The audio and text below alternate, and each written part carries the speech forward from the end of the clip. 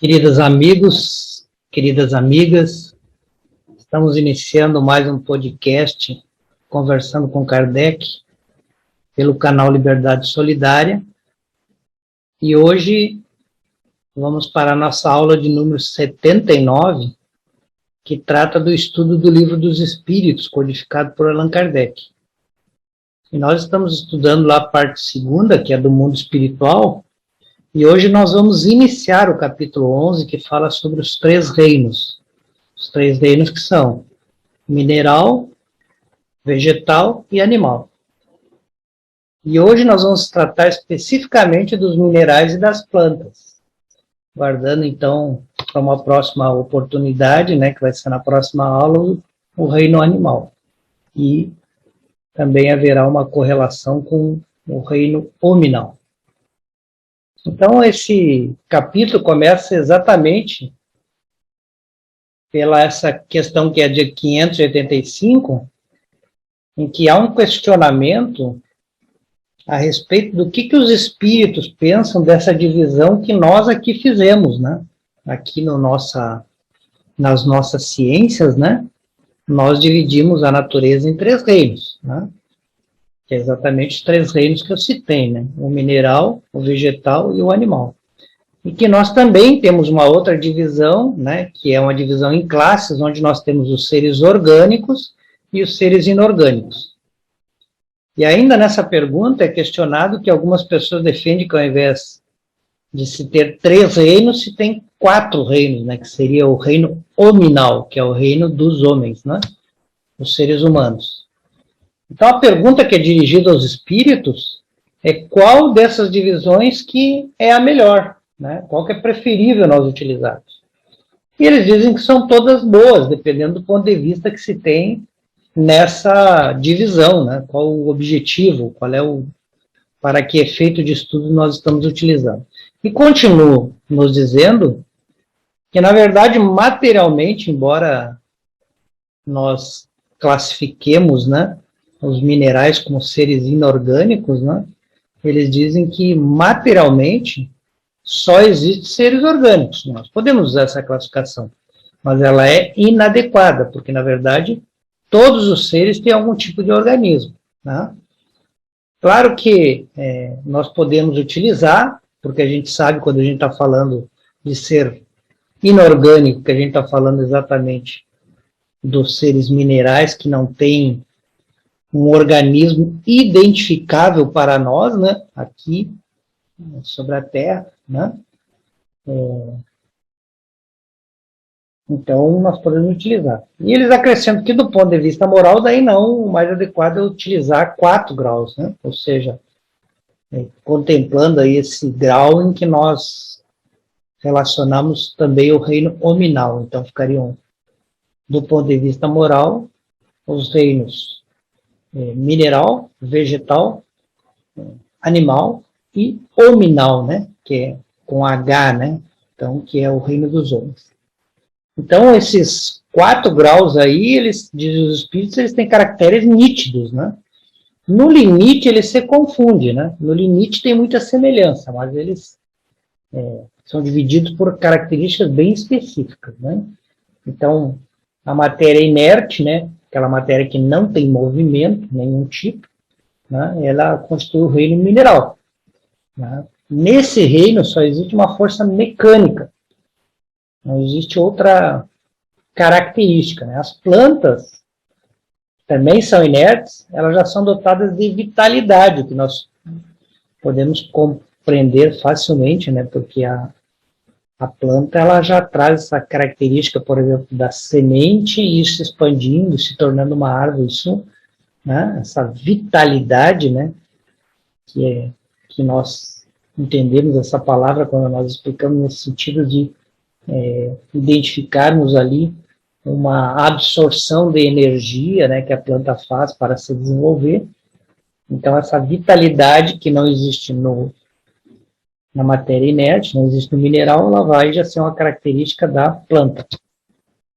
Os animais, além da matéria e da vitalidade que eles também têm, né, eles também se alimentam, eles também crescem, né, eles também se comportam com essa característica de poder ficar, por exemplo, às vezes doente, né? Eles têm, além disso, uma inteligência instintiva, que é uma espécie de inteligência, né? A doutrina sempre explica que o instinto também é uma inteligência rudimentar, né? Uma inteligência limitada, né?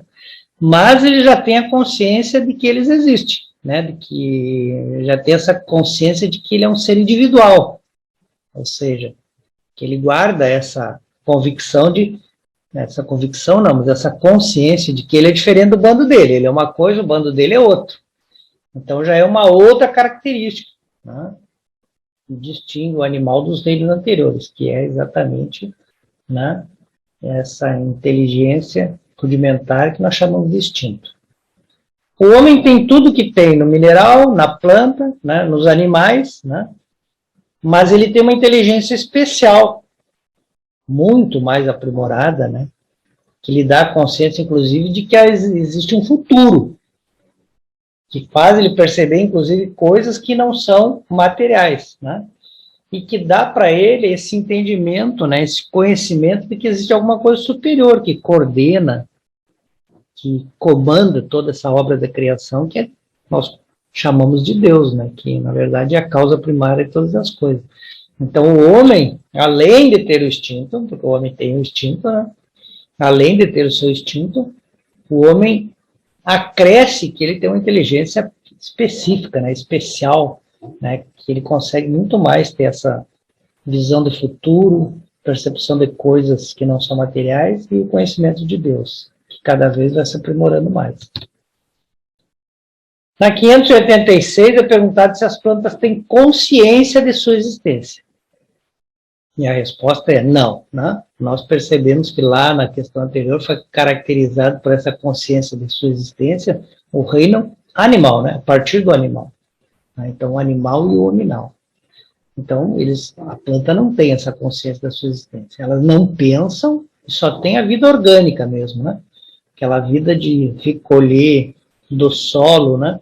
Aquilo que elas necessitam para sobreviver, inclusive a água, e aquela vida orgânica de produzir os frutos, de produzir as suas folhas, enfim, né? Então, eles têm essa vida orgânica, mas as plantas não pensam. 587.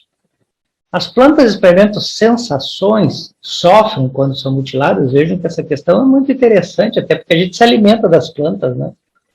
Então, a resposta dos espíritos é: as plantas recebem as impressões físicas que agem sobre a matéria, ou sobre ela, né? Então, aquilo que é feito com ela, ela recebe essa impressão, né? De que, por exemplo, seu fruto está sendo colhido. Mas ela não tem uma percepção realmente disso, né? Ou seja, elas não elaboram porque não pensam, né? Então, elas não conseguem perceber o que de fato está acontecendo, né? O que está acontecendo. E por não ter essa percepção também eles não têm dor. Então a planta não sente dor, né? Para ela, a colheita que nós fizemos não representa para ela qualquer dor. Na 588 é perguntado se a força que atrai as plantas umas para as outras é independente de sua vontade.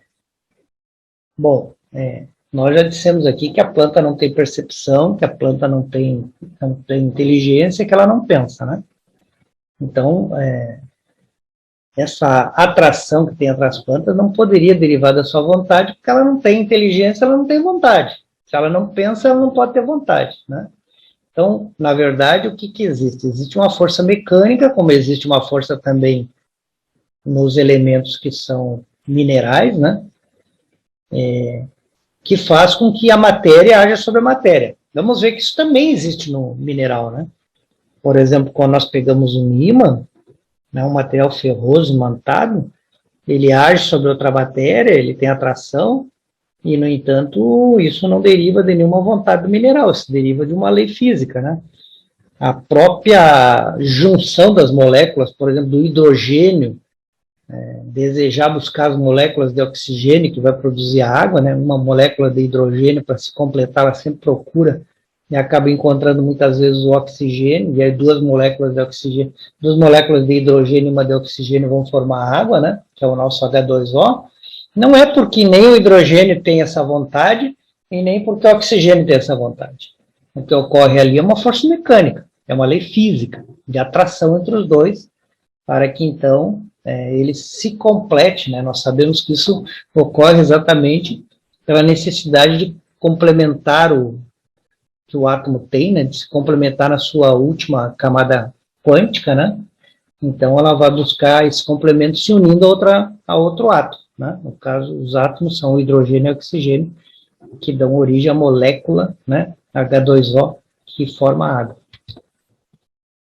A seguinte questão é uma questão bastante extensa, né? Então, primeiro é feita uma afirmação e depois é feita três perguntas. Vamos ver se a gente consegue fazer com que a pergunta seja bem entendida.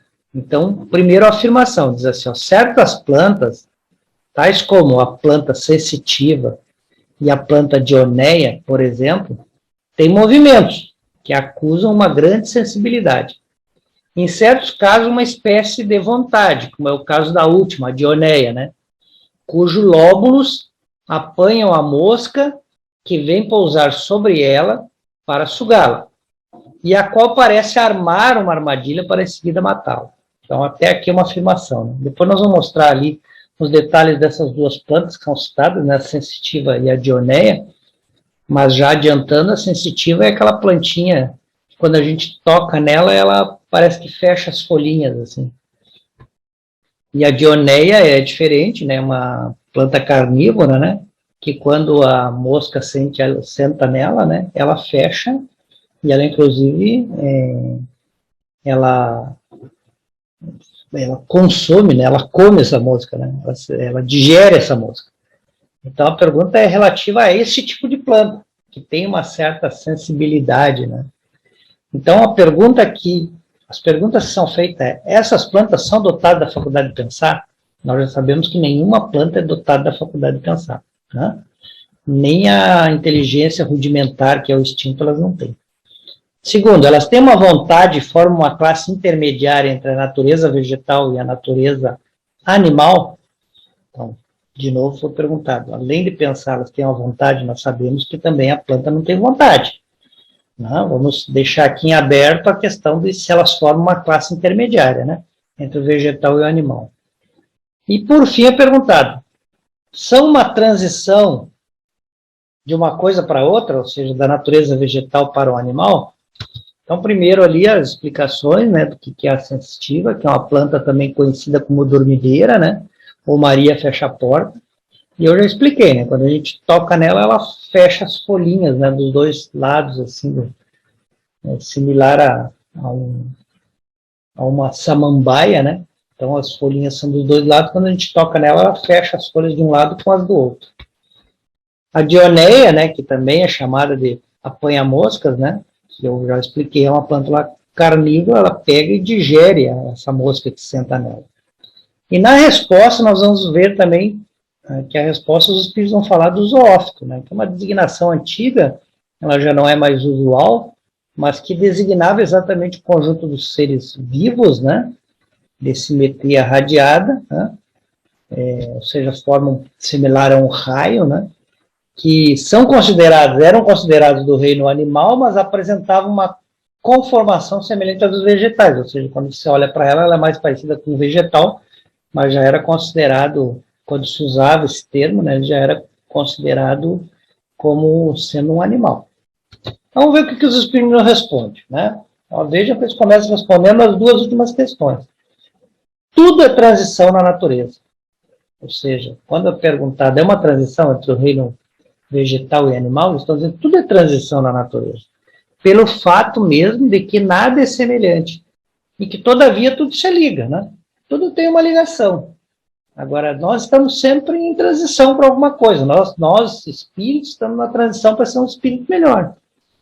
Então, eles reforçam. As plantas não pensam, e quem não pensa não pode ter vontade, né? Como é que eu vou escolher qual é a minha vontade se eu não penso? Então, aqui eles vão falar da ostra, né? Que é um exemplo de zoófito. Então, a ostra que se abre, todos os outros zoófitos não pensam. Então, mesmo considerados do reino mineral, eles ainda não pensam. Não tem senão um instinto cego e natural. Então, já tem um instinto. Mas vejam que eles são considerados do reino animal. Nós sabemos que o animal tem instinto, né? mas eles não pensam. Quem pensa é o espírito, né? Quando chega ao reino hominal. Então, o organismo humano nos oferece exemplos de movimentos análogos, né? Que aparentemente poderiam nos sugerir que há participação da vontade do espírito, mas que, na verdade, o espírito não participa dessa decisão de como eles vão reagir. Onde é que estão esses movimentos no corpo humano que são similares aos das plantas, lá como foi explicado o caso da planta que pega mosca? Nas funções digestivas e circulatórias, né, onde o organismo reage sem que haja manifestação da vontade do espírito. Então eles falam aqui, por exemplo, do piloro, que é aquela abertura que faz a comunicação entre o estômago e o duodeno, né? Conforme o que a gente come, muitas vezes o piloro se fecha, né? E nega a passagem para aquele determinado alimento, né? Muitas vezes ocasionando, inclusive, o vômito, né? Aquilo volta. E a gente tem que expelir. E o espírito, ele não teve, ele não exerceu sua vontade sobre isso, né? É instintivo o piloro ali se fechar, né? Não é um movimento em que há participação do espírito na tomada de decisão, é um automatismo do corpo humano, né? E assim também eles dizem é como a planta citada, a sensitiva e também a outra que pega a mosca, né? Os movimentos não implicam de modo algum uma necessidade de uma percepção, e menos ainda de uma vontade. Para prover essa vontade, voltamos a insistir. Quem pode exercer a vontade é quem pensa. E por conseguinte, então, não há como a planta que não pensa ter ter uma vontade de fazer isso ou aquilo. Questão 590, né? Não há nas plantas, como nos animais, um instinto de conservação que as leve a procurar aquilo que lhes pode ser útil e a fugir daquilo que lhes pode prejudicar? Então, vejo, novamente, tentando perguntar se a planta realmente não tem o instinto. Porque se ela tem o instinto de conservação, é porque ela tem instintos. Então, pela insistência, né, de achar na planta alguma coisa que seja parecido com o instinto, né, os espíritos respondem: se sequer uma espécie de instinto. Né? Mas dependendo da extensão que se dá a esse termo. Porque, na verdade, não é instinto. É um movimento puramente mecânico. Então, quando a planta procura o sol, por exemplo, né, como é o caso do girassol que se vira para o sol, é um movimento mecânico. Não há um instinto ali como há do animal quando se defende, por exemplo, de ser caçado, né, por um outro animal mais, vamos dizer assim, da cadeia alimentar, quando ele faz parte da cadeia alimentar desse outro animal. Então, por exemplo, a lebre se defendendo de um tigre. Ali há instinto, né? Há instinto, há uma espécie de uma inteligência rudimentar que faz com que ele fuja, né? Alguns outros animais que se escondem, né, quando se vê em perigo, aquilo é instintivo, né? Há uma inteligência rudimentar. A planta é um movimento mecânico, é uma lei física que se manifesta dessa forma, é uma, se assim preferimos, uma atração, né? Ou uma consequência, né, de uma lei física. Então, quando dizem os espíritos, quando nas operações de química observar dois corpos se reunirem, né, se ajustam reciprocamente, como eu citei aqui o caso do hidrogênio e do oxigênio, quer dizer, né, que há afinidade entre eles. Mas isso não é um instinto. O hidrogênio e o oxigênio se procuram por essa afinidade para se unirem, não é por instinto. Né? Eles têm uma afinidade entre eles, sim, que é exatamente completar a última camada de valência. Mas eles não têm o instinto de se procurarem. É uma coisa magnética que vai atraí-los uns para os outros. Questão 591, já encerrando aqui, vai nos perguntar sobre os mundos superiores. Então, a curiosidade aqui é se nos mundos superiores as plantas são, como os outros seres, de uma natureza mais perfeita. Daí a explicação dos espíritos é que tudo é mais perfeito. Mas, nesses mundos mais superiores, as plantas continuam sendo plantas Os animais continuam sendo os animais e os homens continuam sendo os homens. Olha que interessante essa colocação. Continuam existindo os reinos distintos, que é isso que nos interessa aqui concluir. Porque essa evolução, ela é da natureza, ela é da perfeição que Deus criou. Então eu citaria aqui, a título de curiosidade, né, a Revista Espírita de 1858, lá na revista, no número editado em agosto, quando há dois títulos que nos interessam, né? Um título que fala sobre os desenhos de Júpiter, né? E o segundo que nos interessa mais ainda, que são as habitações em Júpiter. Bom, vamos explicar um pouquinho porquê dessas duas reportagens, né? Elas nascem por uma psicografia de um médium que se chama Victorian Sardum, né? E esse médium, através da psicografia, ele tem, vamos dizer assim, ele tem uma possibilidade, através dos espíritos, especialmente o de Mozart e o do Bernard Palissy, né? O Mozart, o nosso Mozart da música, né? Que nós conhecemos as suas composições, né? E o Bernard Palissy, que viveu no século XVI, era um francês, um ceramista, né? Ou se preferirmos, né, um artesão, também era um engenheiro hidráulico, e através exatamente desses dois espíritos, o médium consegue nos fazer uma descrição como é que as coisas são em Júpiter, né? E ele fala aí de desenhos que ele reproduz, né, sobre a vigilância do Palissy, né, que é um artista, de tentar reproduzir como é que era a casa de Mozart, como é que é a casa de Mozart, né, em Júpiter.